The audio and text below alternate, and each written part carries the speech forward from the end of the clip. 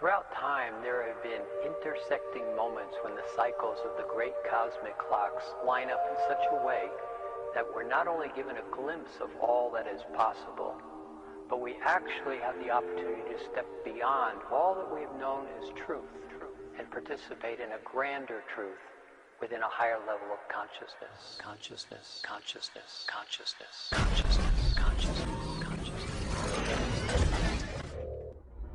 Out of this vibrant nothingness emerged matter, energy, space, time, consciousness. It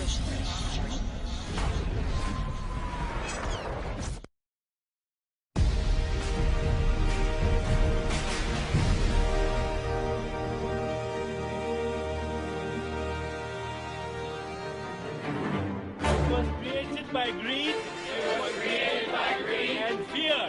and fear. We have to go beyond that. We have to go beyond that. And the people are starting to realize that they're all connected. I was no longer a fragment of the universe. I was the universe.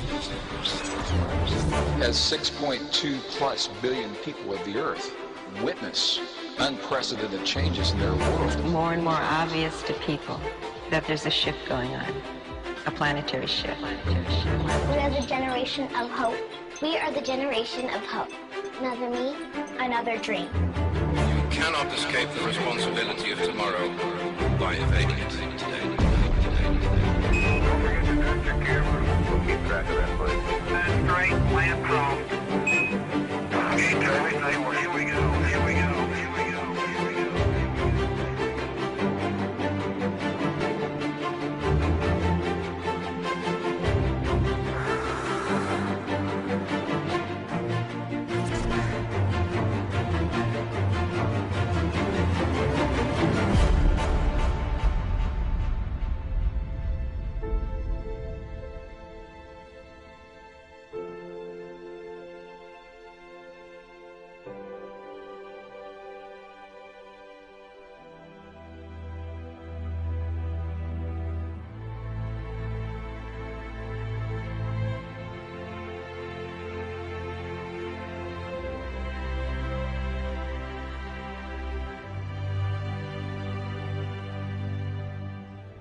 Quantum physics reveals that it's the invisible stimuli that are much more important. There's a simple quote by Albert Einstein that makes sense out of this, and the quote is, "The field is the sole governing agency of the particle." What Einstein meant by this very simply is the field, the invisible energy forces around us. They are the sole governing agencies of the particle. Well, the particles matter. And so quantum physics says the character of matter is ultimately determined by the field.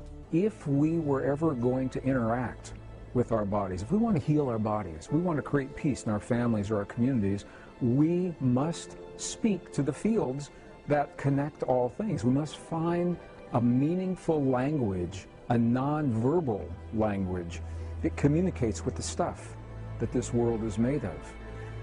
The bottom line, the through line, is that they're all speaking about an experience, an inner experience that we have focused on our hearts. What the science now is showing is that those experiences extend beyond our bodies into the world around us, because the field of our heart is part of the world around us and connected with that field. So that when individuals can find a way to create coherence in their lives and become more cooperative, less aggressive, more willing to solve problems together, that experience is transmitted in this field, and others begin to find the same experience just because they're in that field. They're in that field.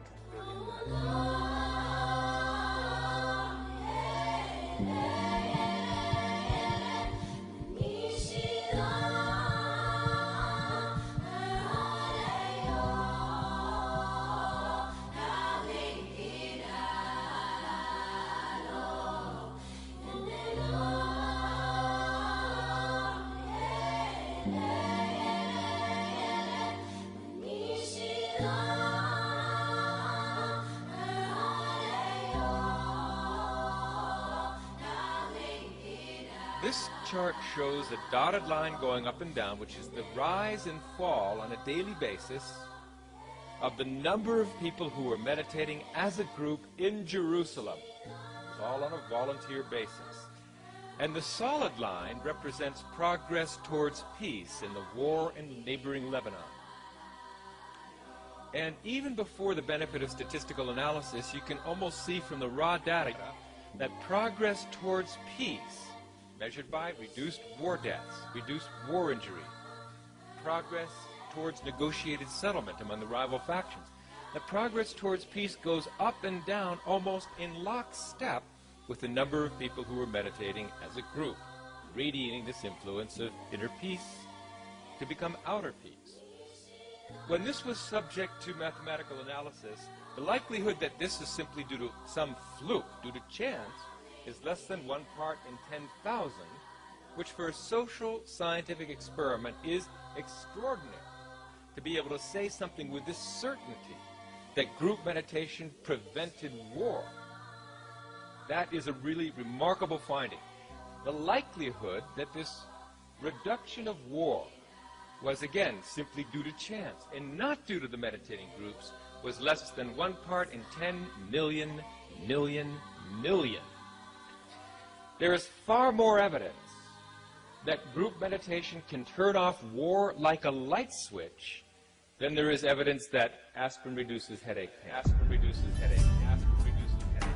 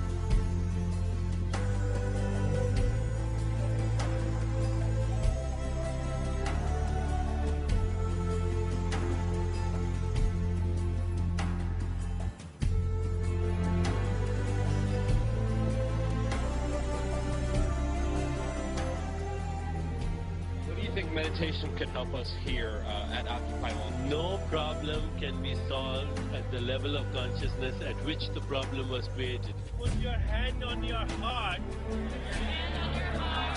and just ask yourself internally, what kind of world do I want to live in? I want to live in. I want to live in.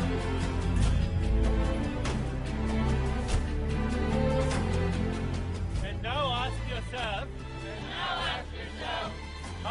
I make that happen? How can I make that happen?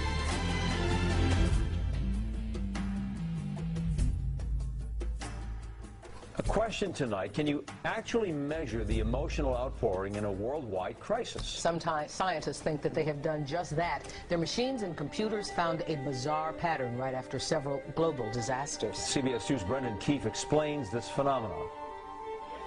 September 11th deeply affected people far beyond New York and Washington. The attack sent shockwaves around the world, a global reaction that triggered a spike in a network of scientific instruments, just like a seismograph during an earthquake. Each of those showed a similar pattern of change during that day. Retired Princeton scientist Dr. Roger Nelson believes the emotional focus of millions of people on a single event like 9/11 may form a global consciousness. When we have a feeling in our hearts, we're creating electrical and magnetic waves inside of our bodies that extend beyond our bodies into the world around us. And what's so interesting is the research shows that those waves extend not just 1 meter or 2 meters, many, many kilometers beyond where our heart physically resides.